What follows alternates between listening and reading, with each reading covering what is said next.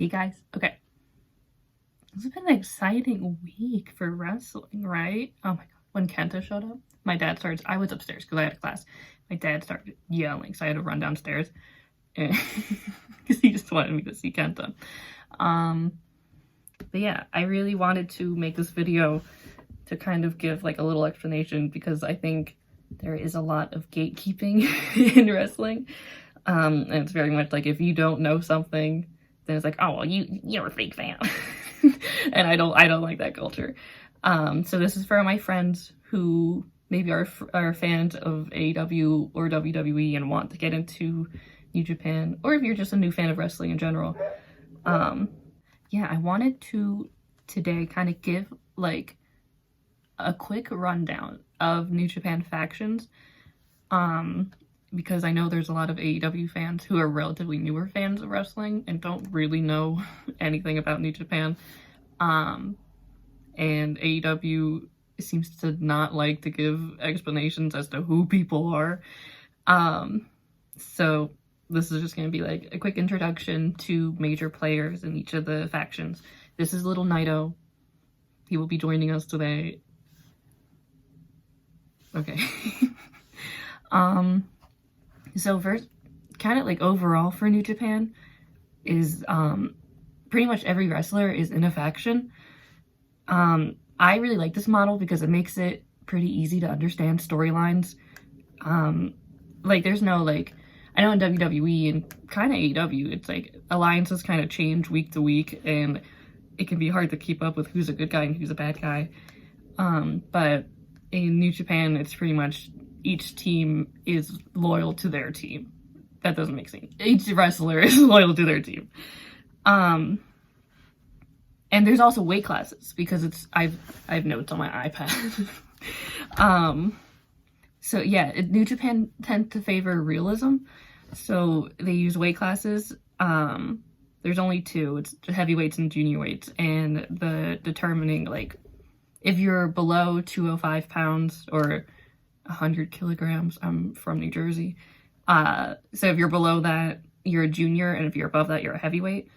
There are some exceptions to this because I think sometimes there are people who should technically be one or the other, but for storyline purposes, they want to place them in a different weight class.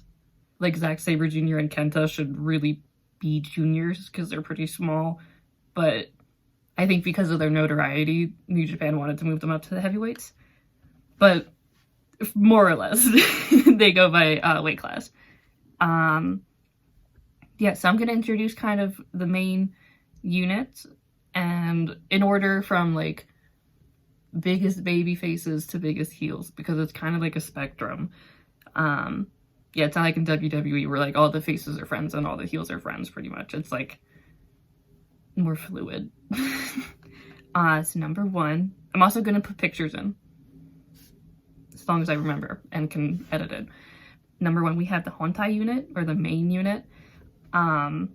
This is pretty much, I don't want to say pretty much old guys, but there are some older baby faces like Tenzan and Kojima. And then Hiroshi Tanahashi is definitely the biggest name in this faction. He is maybe the most beloved figure in New Japan. Because he's been with the company for a long time and he's very loyal to New Japan. Like, I know there is a period for the company called the Dark Ages, where pretty much just like business wasn't good and a lot of wrestlers left, but Tanahashi made a point to stay and help elevate New Japan. So obviously the company and the fans are very great. Oh my god, are very grateful for him. Yeah, so he's kind of like, if somebody hurts Tanahashi, they are major bad guy.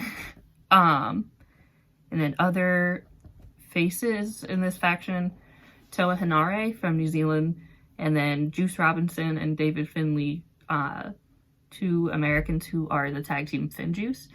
They also do some singles competition, but for the most part, they stay in the tag division. And then junior heavyweights, we have Ryusuke Taguchi. I can never say his first name. Who Taguchi, comedy wrestler. I'm thinking about how AEW fans would react to Taguchi, and I don't know if they would like it. But I guess we'll find out, maybe. And then Master Wado, who is the newest member, because he was a young lion. Young lions are trainees. New Japan, kind of like their like performance center. They have a dojo where they raise wrestlers. And then they go on excursion, usually in either the US or Mexico or England. And then they come back with like kind of more fully established characters. So Master Wado is the most recent young lion to return from excursion. And then Kota Ibushi is technically in this faction, but I would put an asterisk next to that because he is very much a free spirit and cannot be tied down. So like he will tag with Tanahashi, but I think he's just a New Japan friend in general. Like, yeah, because he was kind of with Bullet Club when he and Kenny were together. So he kind of shifts. But on paper, he's in the main unit. Okay, so next we have Chaos. This is founded by Shinsuke Nakamura, actually, in 2009. They were originally a heel unit. But something that happens in New Japan is that heels kind of gradually become faces. Whether it's because the fans kind of gravitate towards them and start to like them, or because worse heels are introduced, so then the original bad guys look not so bad in comparison, if that makes sense. Yeah, so, but yeah, Shinsuke not in Japan anymore. New leader is Kazuchika Okada, who AEW fans are probably familiar with, because he put on some very, very good matches with with Kenny Omega.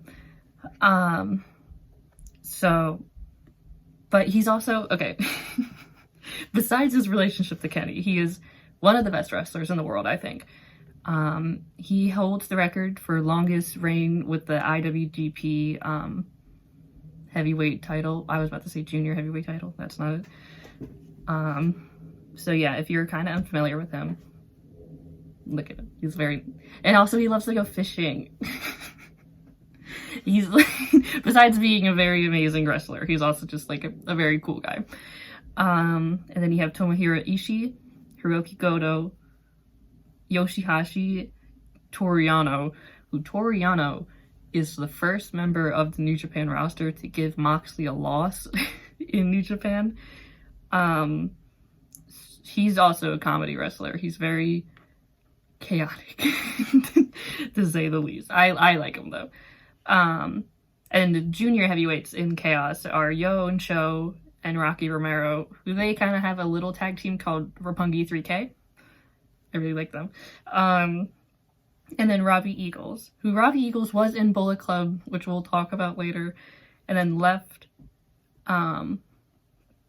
because he wanted to be a good guy, and now he's in Chaos. And yeah, I kind of wish New Japan would continue his storyline, but pandemic and stuff. Anyway. Hello, I'm very dumb, and I forgot to mention that best friends were in Chaos also, and they are still friends with Okada, it seems. Moving on, we have LIJ, which is this guy's faction.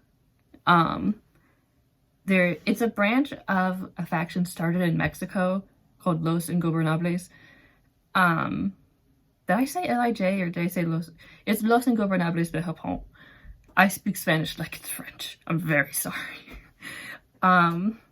Yeah, but Los Ingobernables was a faction in CMLL in Mexico that Tetsuya Naito joined while he got injured and then went on like another mini excursion to Mexico, and then decided to kind of carry the faction back to Japan with him, but reinvented it with some friends, Evil and Bushi, who Evil is not in the faction anymore. It's very sad. He's the first guy to ever leave LIJ, because they are a very small group and they're very tight-knit.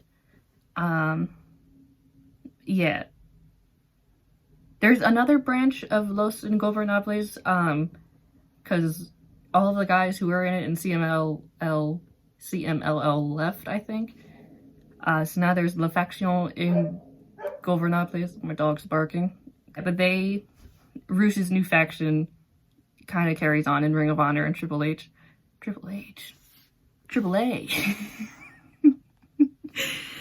This is another story like with Chaos where Los Ingobernables were originally heels, but became popular with the fans. So they've kind of been, I don't want to say forced into the babyface role because it happened pretty naturally. But yeah, now they're very much fan favorites and very much good guys, even though they do cause some trouble sometimes. Like they really hate this one ref named Marty Asami. So they'll just kind of beat them up sometimes after matches. And some people take that as like, oh, they're turning heel, but like they just do that. Yeah. Oh, I never named the members. Oh my god. Okay. So yeah, you have Tetsuya Naito, leader.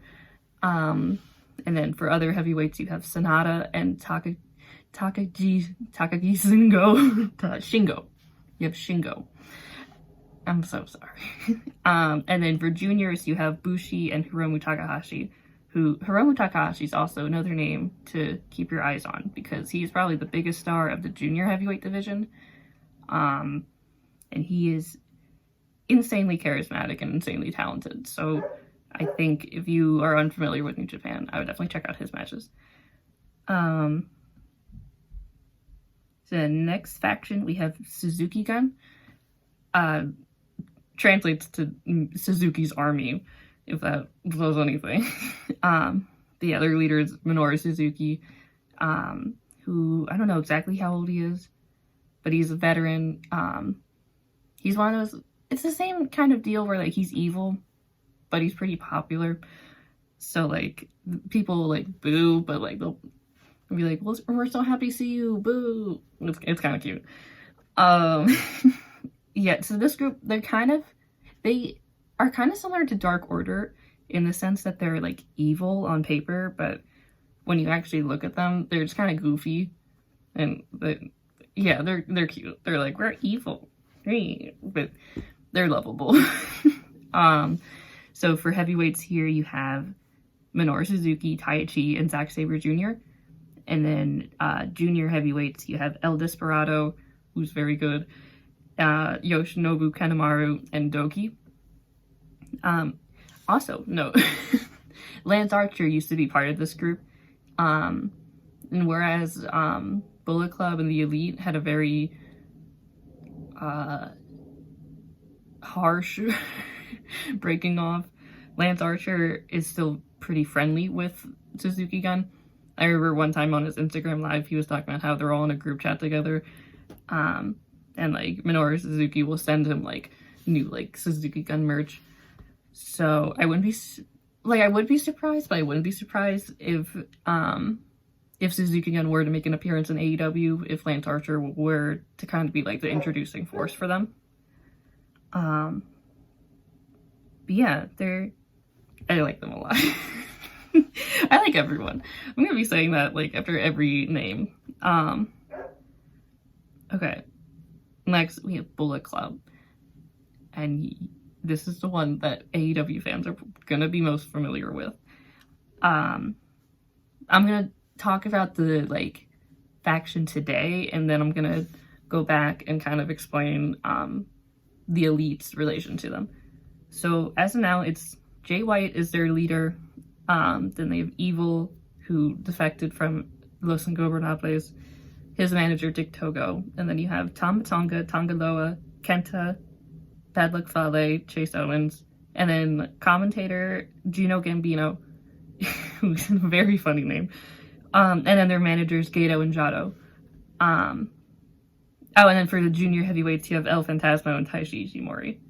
So it's a very big faction, but also very lopsided. I don't know why they have like no junior heavyweights.